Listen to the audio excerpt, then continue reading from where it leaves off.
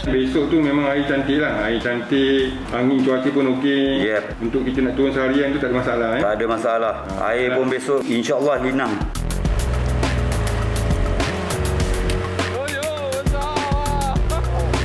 Alhamdulillah.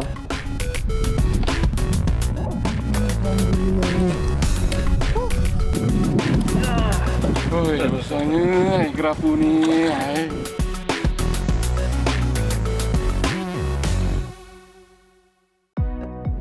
Memancing di laut antara aktiviti kegemaran masa lapang sebilangan penduduk di negara ini. Kebiasaannya, aktiviti memancing di laut akan dilakukan di kelong yang terletak tidak jauh dari pantai. Bagaimanapun, bagi kaki pancing tegar, mereka sanggup menyewa bot nelayan untuk ke lokasi yang dipercayai mampu memberikan hasil tangkapan yang lumayan. Bagi kumpulan pemancing yang lebih ekstrim, mereka turun ke laut dengan cara berbeza menggunakan kayak. Aktiviti memancing menggunakan kayak mula diperkenalkan di Malaysia kira-kira 10 tahun lalu. Kebiasaannya, kumpulan pemancing ini memilih untuk menggunakan kayak dari jenis GT. Dengan harga mampu milik, kayak jenis ini dikatakan lebih stabil dan mampu membelah ombak dengan baik. Perbezaan ketara kayak ini dengan kayak rekreasi biasa adalah pedal pengayuh kaki yang dipasang di hadapan tempat duduk. Pengayuh kaki ini membolehkan aktiviti memancing dilakukan sambil mengemudi kayak. Ia juga memudahkan pemancing mengawal kedudukan di lokasi yang diinginkan tanpa perlu melabuhkan saur.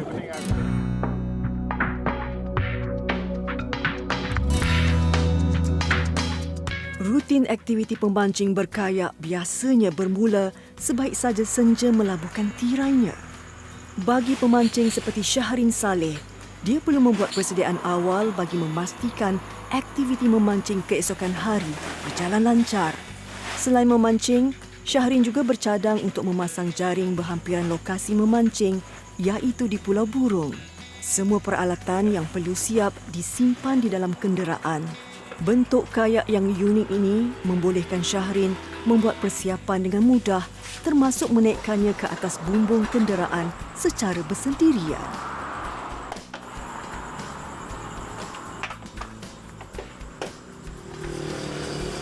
Peraturan bawa kayak ni dengan kenderaan, undang-undang dia yang paling penting sekali, dia punya haluan depan tu tak boleh lepas daripada bonet hadapan dan haluan kemudi dia tak boleh lepas daripada bonet belakang. Kemudian tali pengikat ni mesti sentiasa kuat. Ini memang kita kendurkan malam supaya bila pagi baru kita ketatkan. Jadi kalau kita ketatkan sekarang pada waktu malam, takut bila pagi nanti dia akan kendur. Jadi bila kita break, kayak ni akan menyusul ke depan. Jadi kita akan kendurkan dulu.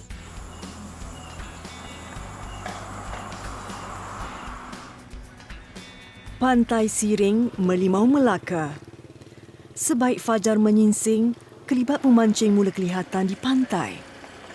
Pantai ini dipilih sebagai tempat berkumpul kerana kedudukannya yang tidak jauh dari lokasi memancing yang ditetapkan.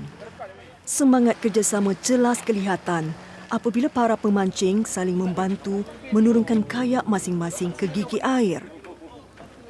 Selain Pantai Siring, terdapat beberapa lagi lokasi berlepas dan mendarat bagi kumpulan pemancing ini. Antaranya termasuklah Pantai Kelebang, Pantai Puteri dan beberapa pantai lain. Semuanya bergantung kepada lokasi memancing yang direncana mereka. Bagi Muhammad Amir Hafiz Musa, ini adalah hari yang dinanti-nantikannya. Buat pertama kali, dia turun ke laut menggunakan kayak sendiri. Populariti aktiviti ini menyaksikan tertubuhnya banyak kelab atau kumpulan kayak fishing. Antaranya, termasuklah Kelab Kayak Fishing Melaka yang diluluskan pendaftarannya pada Mac lalu.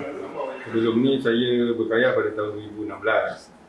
Waktu tu saya seorang-seorang je lah. Setakat ni saya tak pernah nampak lagi kat Melaka ni ada orang berkayak fishing.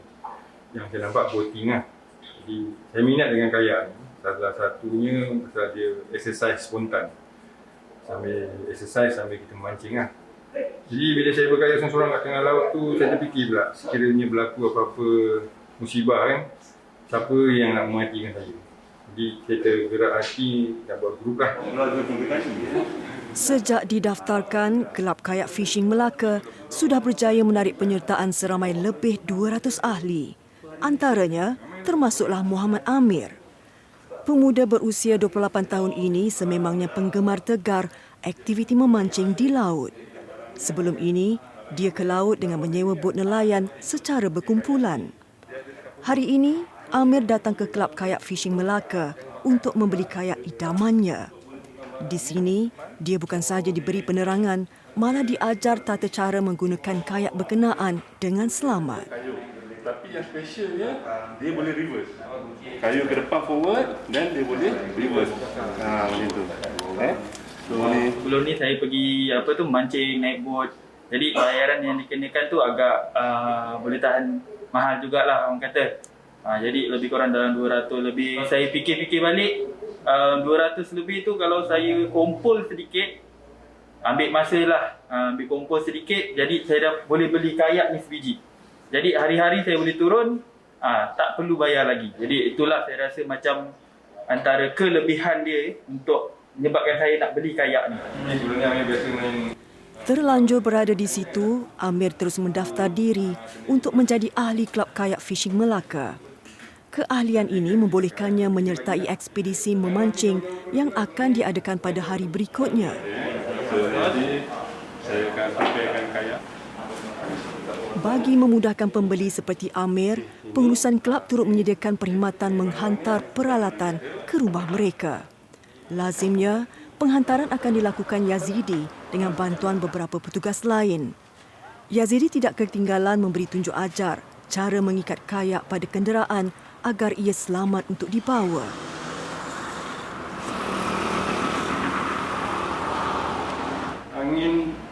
Sementara Yazidi menguruskan penghantaran kayak, adiknya Yazid bersama rakan membuat kajian menyeluruh mengenai keadaan cuaca hari memancing yang dirancang.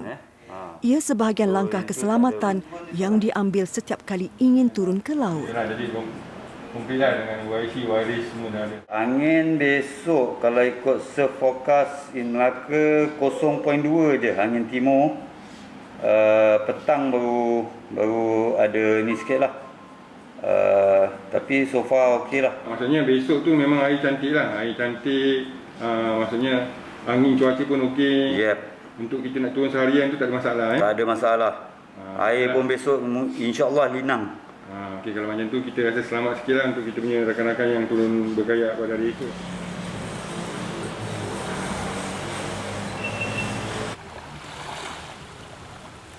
Disebabkan kayak ini baru dibelinya semalam, Amir perlu memasang beberapa komponen penting sebelum ia boleh digunakan. Antaranya, termasuklah pedal kaki yang berfungsi seperti pendayung.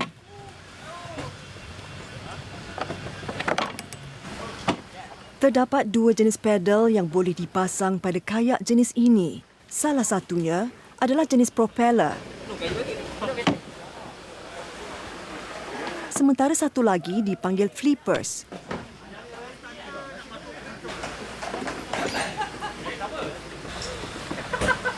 Selain itu, setiap kali turun ke laut, pemancing juga perlu dilengkapi dengan peranti elektronik seperti GPS, alat komunikasi seperti telefon bimbit atau walkie-talkie, serta sonar bagi mengesan ikan di dasar laut.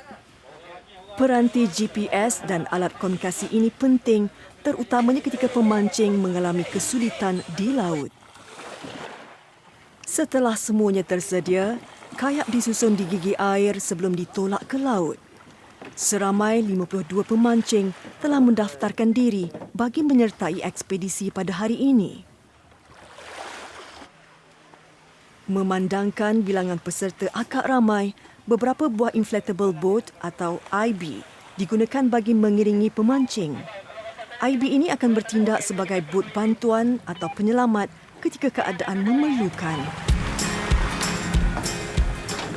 Kebiasaannya saya akan guna kayak lah. Disebabkan hari ini penyertaan melebihi 50 lebih. Jadi macam-macam benda boleh berlaku. IB ni dia lebih stable. Jadinya saya jadi skot penyelamat lah.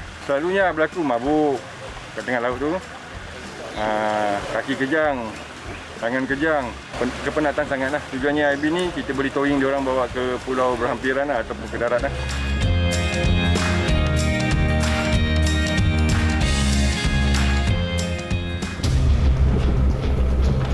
Rescue, minta bantuan, ada masalah ni. Okey, lokasi. Lokasi ada di area tiang 5 ke kanan. Okey, tunggu situ. Saya sampai sekarang.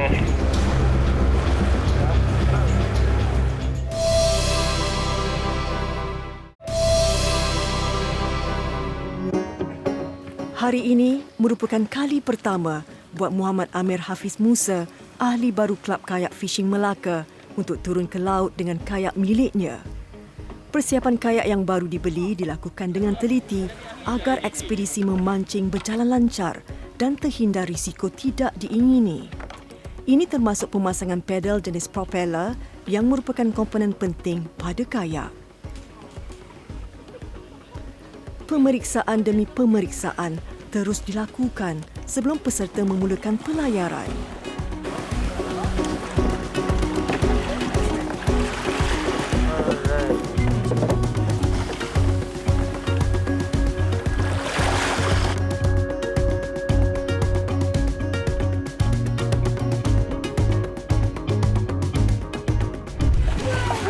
Tepat jam 9 pagi, satu demi satu kayak mula ditolak ke laut. Sebaik kayak berada di air, tanpa berlengah lagi, mereka menuju ke lokasi yang dijangka boleh memberikan hasil. Memandangkan sebelum ini masing-masing terkurung di rumah dalam tempoh yang agak lama, ekoran Perintah Kawalan Pergerakan, kegairahan pemancing begitu jelas kelihatan. Semua sudah tidak sabar untuk merasai renggutan ikan yang menarik mata kail. Bagi Amir pula, inilah masa yang paling dinanti-nantikannya. Amir ingin mencabar kudratnya untuk mengharungi ombak dan arus laut. Hari ini dapat turun, dapat rasa macam mana menggunakan vessel sendiri ataupun saya punya kayak personal yang saya punya sendiri. Jadi tak perlulah nak pergi naik bot, nak pergi sewa bot. Kalau bot kita satu tempat tapi ramai orang. Kira macam terpaksa lah kadang-kadang sampai tali besen silang orang kata. Sebab terlampau rapat kan. Kira macam kita tak ada personal space, tak ada tempat kawasan peribadi sendiri. Kalau kayak ni tak kira lah kita nak pergi depan ke belakang ke, semua kita punya tempat sendiri. Peserta hari ini rata-ratanya mempunyai pengalaman memancing di perairan ini. Tidak hairanlah apabila kebanyakan mereka mampu menaikkan pelbagai jenis ikan dalam tempoh yang singkat.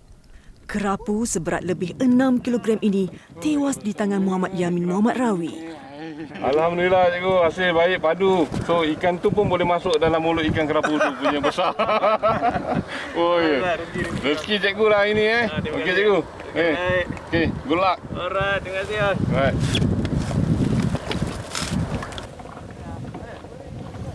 Disebabkan kedudukan peserta yang bertebaran di laut, Yazid dan Yazidi akan melakukan rondaan dari masa ke masa untuk memantau keadaan mereka. Alright. Tidur. Tunggu pasang. Jangan okey. Oh, okey ada hasil juga. Tak apa. Alhamdulillah adalah juga sikit. Tapi kecil-kecil lah, tak boleh lawan orang lain punya. Kejap lagi kan kita cari yang besar-besar. Okey, tak apa. Tak apa, ada rezeki lain nanti. Okey, tak apa. Selesai rondaan, mereka mencari lokasi yang sesuai dan melabuhkan kail masing-masing. Hari ini nasib Yazidi baik. Apabila mata kailnya diragut ikan, sebaik saja ia diturunkan.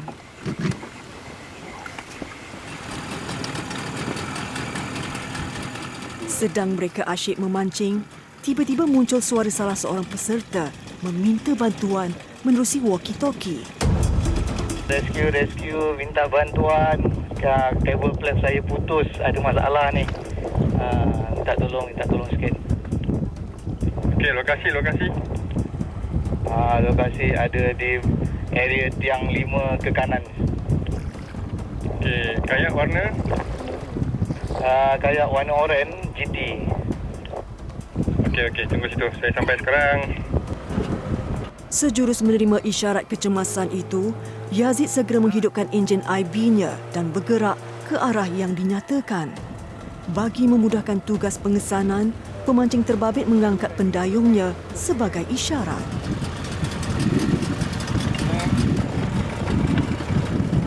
Setelah menemui kayak yang menghadapi masalah itu, Yazid akan menundanya ke lokasi pendaratan terdekat iaitu Pulau Burung. Di sana kerosakan yang dihadapi akan cuba diperbaiki. Jika tidak, pemancing akan dihantar ke pantai pendaratan. Sementara itu di Pulau Burung, Syahrin sudah bersedia menanti ketibaan mereka dan bertindak sebagai juru pandu arah. Panduan ini penting kerana di beberapa bahagian pantai Pulau Burung terdapat kawasan batu karang. Mereka perlu mengelak dari memasuki kawasan berkenaan agar tidak berlaku penggeseran karang dengan bot. Pulau Burung juga menjadi lokasi peserta memancing melepaskan lelah selepas berjemur di laut. Di sini mereka akan berehat seketika untuk makan dan membaiki joran yang bermasalah. Kesempatan ini juga digunakan untuk menunaikan solat.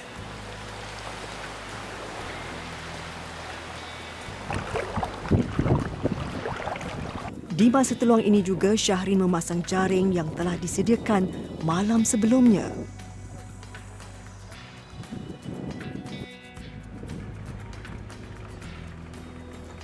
Aktiviti memancing begini biasanya akan berlarutan hingga ke petang.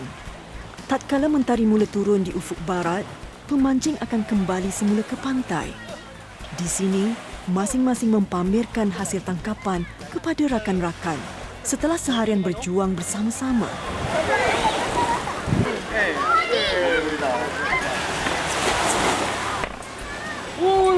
Inilah ikan map.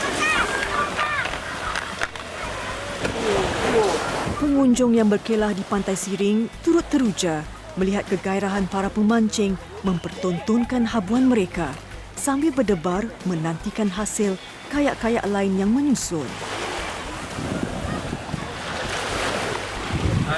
Rezeki hari pertama menggunakan kayak sendiri. Okay. Tak besar tapi adalah untuk makan sendiri. Dalam 3 tahun lah lebih kurang. Inilah hasil tangkapan saya yang paling besar. Dan inilah sejarah saya dapat first drop. Dia tu jatuh je jig. Inilah sejarah. Allah nak bagi.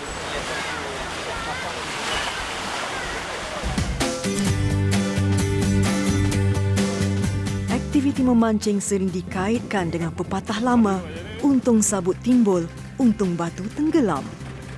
Ia umpama gambaran nasib pemancing, sama ada pulang dengan ikan besar dan banyak atau pulang dengan tangan kosong.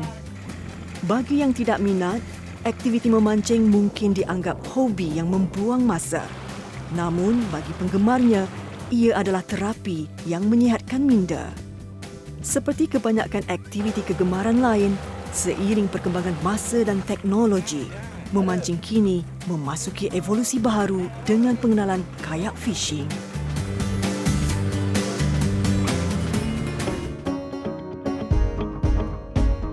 Biasanya madu tiruan ni, madu yang telah dicampur dengan benda-benda asing ni, high fructose syrup lah. Memang kandungan gulanya memang tinggi lah, beratus kali ganda.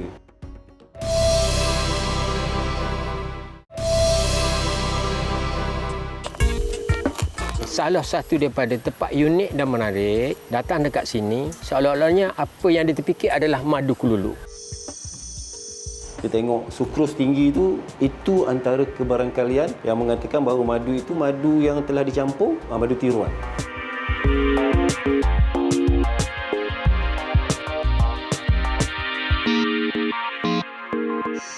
Kelulut ialah lebah tidak bersengat yang boleh dijumpai di kawasan iklim tropika. Terdapat hampir 500 spesies kelulut di seluruh dunia yang menghasilkan madu sama seperti lebah madu. Madu yang dihasilkan pula mempunyai sekurang-kurangnya 10 khasiat baik diminum ataupun disapu. Buat mereka yang arif dan berkeupayaan, mengusahakan ladang kelulut kini sudah tidak asing lagi. Tengku Azam Tengku Mat yang mesra disapa ayahku melihat potensi baharu dalam perusahaan ternakan kelulut. penghijrahan kerjayanya daripada ternakan ikan sangkar kepada kelulut ternyata berbaloi. Saya kalau dikirakan baru cuba nak menjinakkan sebagai peternak kelulut. Saya tengok untuk jangka masa panjang, ada ruang dan peluang untuk kami teruskan, bukan setakat saya, untuk keseluruhan komuniti yang ada di sini selaku bukan setakat sampingan, tidak, boleh menjana pendapatan yang begitu lumayan. Mula berjinak-jinak dengan kelulut sejak Julai 2020, ayahku kini memiliki 15 koloni kelulut. Dengan hanya 2 jenis kelulut, Itama dan Terminata, pendapatan dari hasil madu yang diperolehi semakin lumayan. Jadi setakat ni hasil yang kita sedut lebih kurang dalam kadang-kadang sampai 3 kilo, 7-8 sarang saja dulu, sebab yang selebihnya baru, dan memandangkan keadaan tepat pun mana bulan ke bulan ada peningkatan positif. Ayahku antara ramai lagi di Setiu Terengganu yang menternak kelulut. Komuniti ini turut berharap agar perusahaan kelulut dapat menarik lebih ramai pelancong berkunjung ke sini.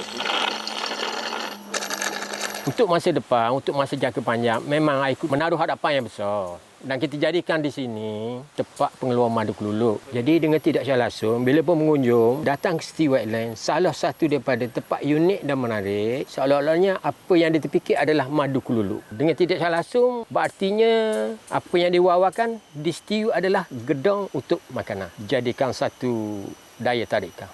Selaku usahawan kelulut baharu, masih banyak yang perlu dipelajari ayahku. Melalui usaha sama antara Farma Niaga Berhad dan Universiti Malaysia Terengganu UMT, ayahku sering menerima lawatan dari penyelidik lebah dan kelulut Profesor Dr. Syamsul Bahri bagi tujuan pemantauan dan pembiakan lebah kelulut.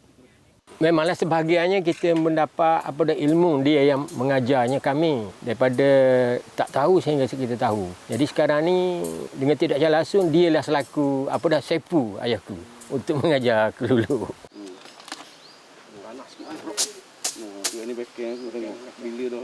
Selain penghasilan madu, pembiakan juga merupakan antara aspek penting dalam mengusahakan ternakan kelulut.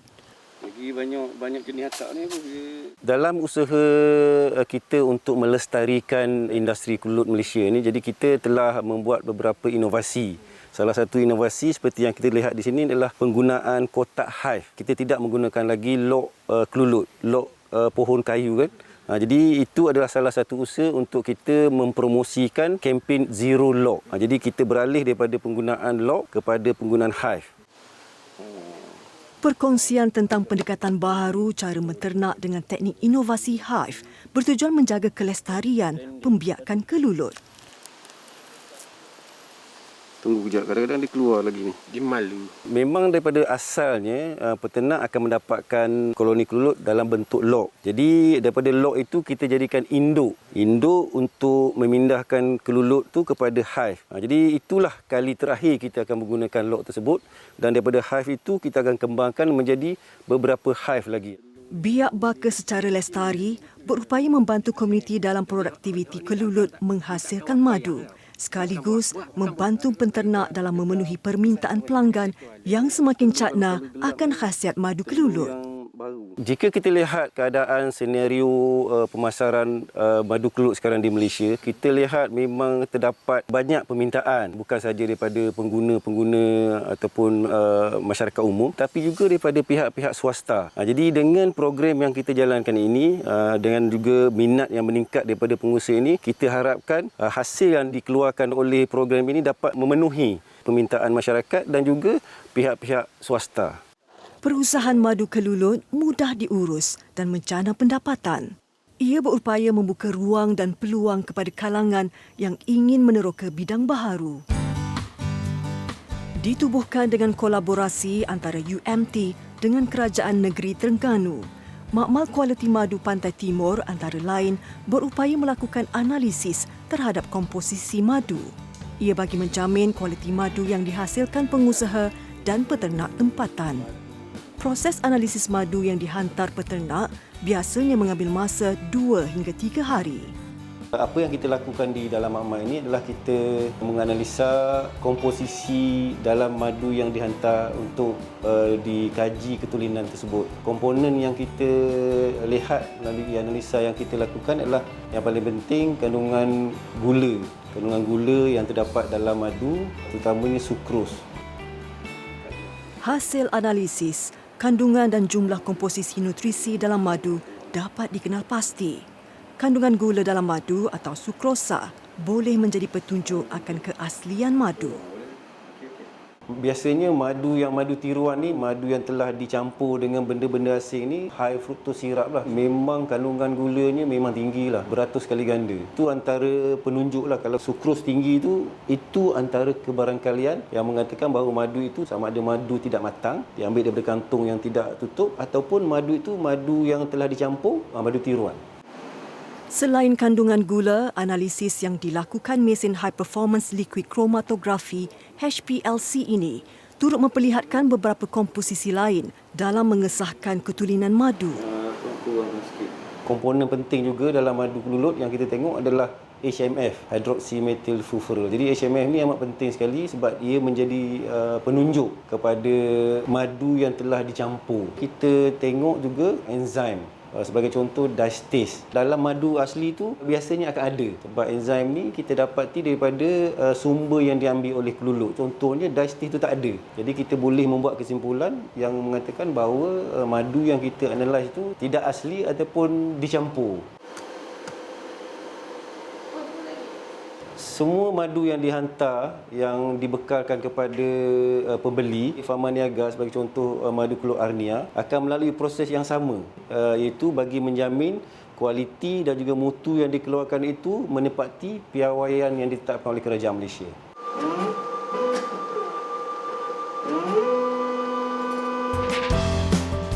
Salah satu bahan yang bagus dan tinggi dalam gelam ni adalah bahan antioksida. Jadi apabila kelulut yang diternak ke sini pergi mengambil sumber di pokok gelam tu dan tukar nektar tu menjadi madu. Jadi kita memang buat kajian, memang kandungan antioksida dalam madu kelulut gelam itu tinggi.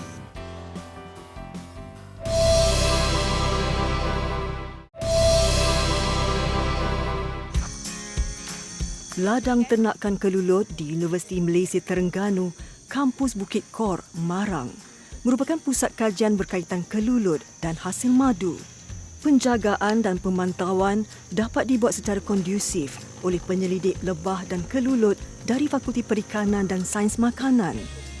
Terdapat lebih 70 koloni kelulut jenis damar atau kelulut kristal yang diselia Profesor Dr. Syamsul Bahari di sini. Kajian yang dijalankan adalah berkaitan biak baka termasuk hasil madu. Keunikan madu daripada ladang ternak yang kita ternak di sini adalah kerana kelulut yang dipelihara di sini, diternak sini, dia akan pergi kepada pokok-pokok gelam ni mengambil sumber. Sumber yang kita masukkan itu adalah sumber nektar dan juga sumber debunga ataupun polen. Sumber yang diambil itu akan dijadikan makanan simpanan mereka dalam bentuk roti lebah dan juga madu. Setiap bulan, madu yang terhasil akan dituai untuk dihantar ke makmal di UMT bagi tujuan analisis. Selain komposisi madu, kajian tentang kesesuaian penempatan dan persekitaran ladang ternakan kelulut turut dibuat. Kita akan buat analisa di makmal dan kita akan lihat apakah kandungan bioactive compound, hasil-hasil kimia dalam madu kelulut itu yang terkandung di dalam persekitaran. Sebagai contohnya di ladang ternak kelulut ni kita berada di persekitaran pokok-pokok gelam.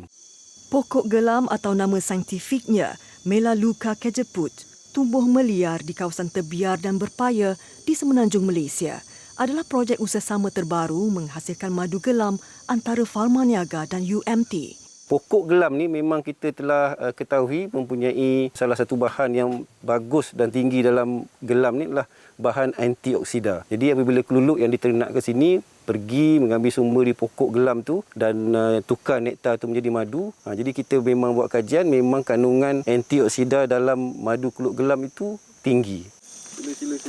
Kajian yang dilakukan di sini turut berkait rapat dengan industri produk kelulut di Malaysia. Penubuhan ladang ini juga merupakan usahasama antara UMT dengan syarikat farmasutikal Pharma Niaga.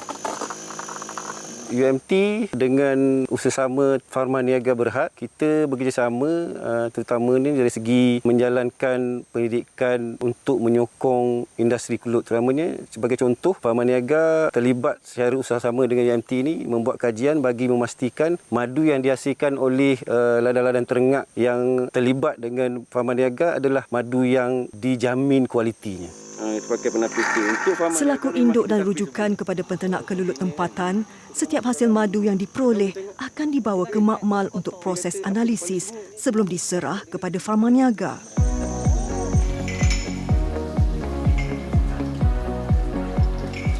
Di puncak alam Selangor, produk Arnia, madu kelulut keluaran Farma Niaga Naturals, dikilangkan. Sebelum dihantar ke kilang, madu yang diproses terlebih dahulu dikurangkan kandungan airnya melalui proses penyedatan. Proses penyediaan botol, pengisian dan pembungkusan berlaku di sini.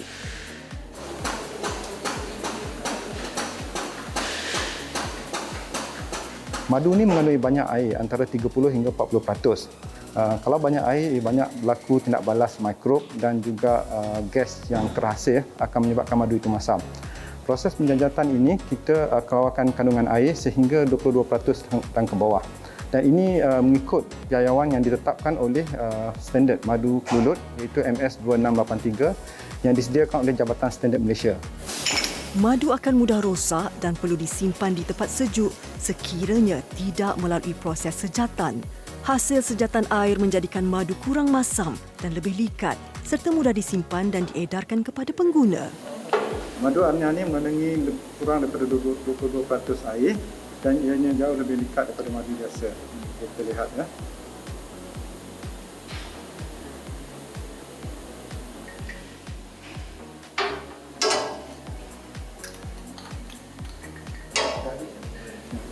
Dengan kandungan air yang kurang, kita boleh mudah disimpan sama ada di suhu biasa ataupun dalam peti ais. Dia lebih likat, rasa lebih sedap dan kualitinya lebih tahan lama. Setiap madu yang diproses diambil daripada penternak yang mengikut garis panduan yang ditetapkan Jabatan Pertanian Malaysia. Selain madu yang baru dituai, analisis juga dilakukan terhadap setiap produk yang terhasil bagi menjaga kualiti dan ketulinan madu. Kita juga ada quality control di setiap proses untuk memastikan ia memenuhi piawaian yang kita tetapkan. Dan akhir sekali sebelum kita pasarkan, kita juga menghantar madu ini ke makmal independen seperti Unipack di UKM untuk membuat uji kaji dan memastikan ia mematuhi piawaian yang telah kita tetapkan. Sebanyak 1,500 botol madu boleh dihasilkan pada satu-satu masa bergantung kepada permintaan pasaran. Madu yang siap diproses dihantar ke gudang Farma Niaga di Bukit Raja, Selangor untuk tujuan pengedaran dan pemasaran. Sejak penubuhan, syarikat farmaseutical Farma Niaga sudah menghasilkan pelbagai jenis produk berkaitan makanan dan kesihatan. Di sini pelbagai ubatan dan makanan tambahan telah diperkenalkan bertujuan meningkatkan kesihatan dan madu kelulut Arnia menjadi taruhan terbaru yang bakal membawa dimensi berbeza dalam pengambilan suplemen makanan. Bagi penggemar madu, makanan super ini didatangkan dengan 2 variasi dan pilihan rasa yang pelbagai. Meskipun begitu, khasiat yang terkandung tetap konsisten. Kalau kita nak rasa yang konsisten, tentulah akasia akan memberi kita rasa yang konsisten sepanjang masa. Tetapi yang multiflora ni, dia dihasilkan daripada nektar pokok yang pelbagai. Jadi di mana sahaja kita ada ladang madu kelulut itu, di situlah kita dapat hasilnya. Selain antioksidan, madu kelulut ini juga kaya dengan gula trihalulose yang bermanfaat bagi penghidap diabetes. Arnia ni mengandungi gula trihalulose yang rendah glycemic index. Jadi pada mereka yang perlu kawal paras gula, tidak ada masalah untuk menggunakan Arnia. Apabila kita mengambil madu Arnia, gula yang masuk ke dalam darah kita itu tidak meningkatkan paras gula. Kepada yang kurang menggemari madu, tidak salah untuk mencuba demi manfaat kesihatan dan buat peminat, ia suatu kelebihan. Ini kerana ia dihasilkan dari ladang terpilih yang diusaha rapi tanpa sebarang campuran dan ketulinannya tidak perlu diragui. Arnia ni adalah superfood, makanan yang mempunyai kandungan khasiat yang lengkap untuk rakyat Malaysia. Jadi kita harap ia mendapat sambutan dan digunakan oleh rakyat Malaysia sepanjang masa. Madu kelulut merupakan anugerah dari alam yang tidak diragui khasiat dan manfaatnya. Bukan hanya untuk kalangan yang ingin mengawal penyakit, bahkan untuk mereka yang ingin meningkatkan tahap kesihatan tubuh badan. Menternak madu kelulut pula bukan suatu perusahaan yang sukar. Selain menuai hasil berkhasiat, usaha ini juga mampu menjana pendapatan yang lumayan.